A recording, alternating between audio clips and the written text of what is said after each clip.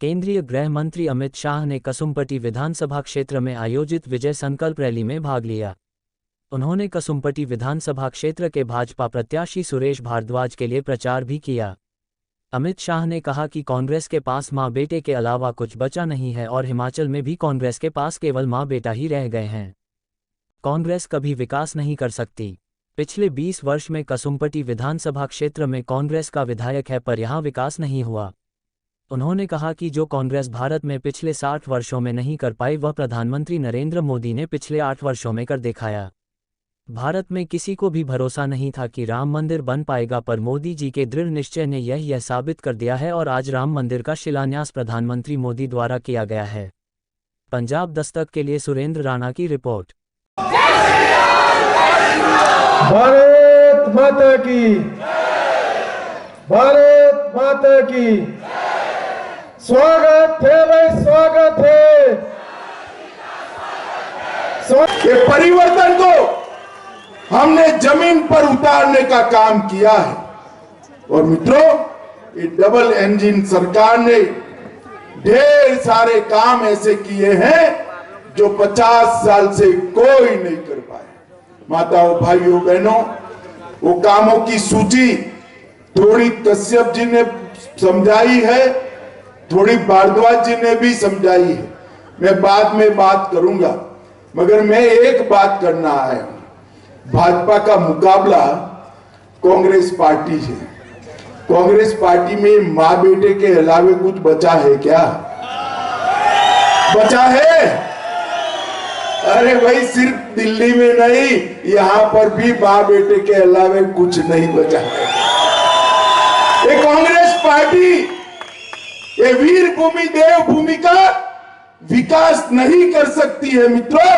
लगातार 20 सालों से यहां विधायक रहे, कांग्रेस पार्टी के रहे, मगर कुसुम्पटी का विकास नहीं कर पाए।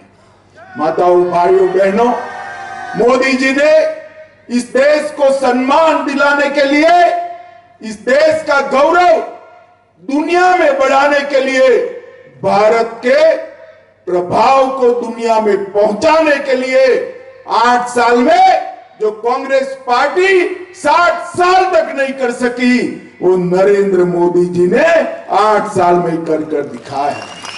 मित्रों, मुझे आप बताइए, किसी को भी भरोसा था कि हमारे जीवन में हम राम मंदिर देख पाएंगे? किसी को भी भरोसा था क्या? बाबर ने तोड़ा हुआ राम मंदिर, इतने सालों से लाखों लोगों ने जीवन का बलिदान दिया, मगर वो बनने नहीं देती थी कांग्रेस पार्टी। आपने दूसरी बार मोदी जी को देश का प्रधानमंत्री बनाया और आज मोदी जी ने राम मंदिर का शिलान्यास किया है। 2024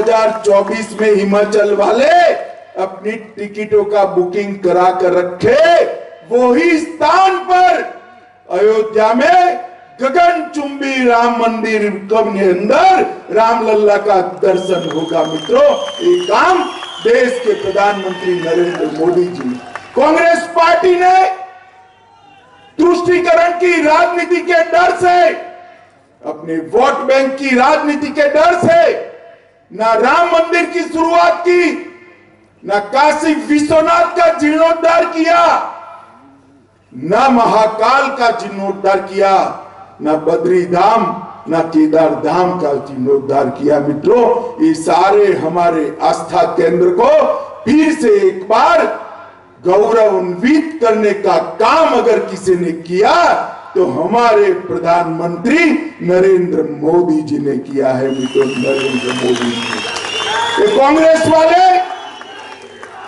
ये कांग्रेस वाले विकास की बात करते हैं। अरे राहुल बाबा, मैं आपको पूछना चाहता हूं, हिमाचल तो आप नहीं आने वाले, वहीं से पद यात्रा से जवाब दे देना भाई, वहीं से दे देना।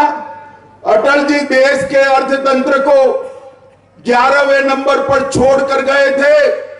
10 साल तक सोनिया मनमोहन की सरकार चली, देश के अर्थतंत्र को 11वें से 10वें नंबर पर आप नहीं ला पाए। मित्रों, एक ही उपकार किया कांग्रेस ने कि 11वें से 12वें पर नहीं जाने दिया।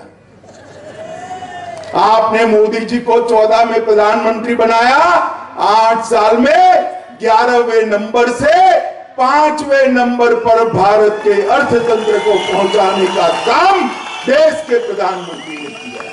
और 5वें नंबर पर कौन था? 5वें नंबर पर कौन था? 5वें नंबर पर जिन्होंने हमारे पर कई सालों तक, कई दशकों तक शासन किया, वो इंग्लैंड था। आजादी के अमृत महोत्सव के वर्ष में इंग्लैंड को 5वें नंबर से खिसकाकर मोदी जी ने भारत को 5वें नंबर पर रखकर उसका सम्मान करने का काम किया। माताओं, भाइयों, बहनों, मोदी जी ने इस देश को सुरक्षित करने का काम किया है। 10 साल तक ये सोनिया मनमोहन की सरकार थी।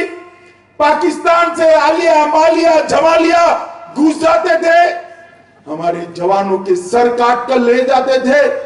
दिल्ली में किसी की ऊफ नहीं थी, हिम्मत नहीं थी इसके खिलाफ बोलने की।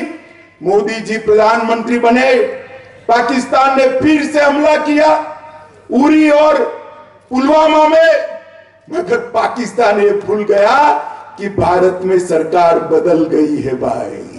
कांग्रेस की सरकार नहीं है, अब भाजपा की सरकार है।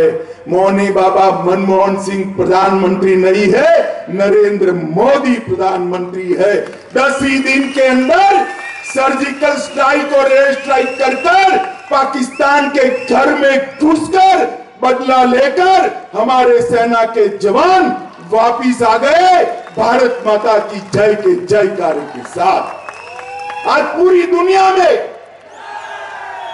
दुनिया में मोदी जी ने एक संदेश भेजा है, भाइयों, बहनों, युवाओं, कि भारत की सेना और भारत की सीमा इसके साथ छेड़खानी नहीं करते, वरना परिणाम भुगतना पड़ता है।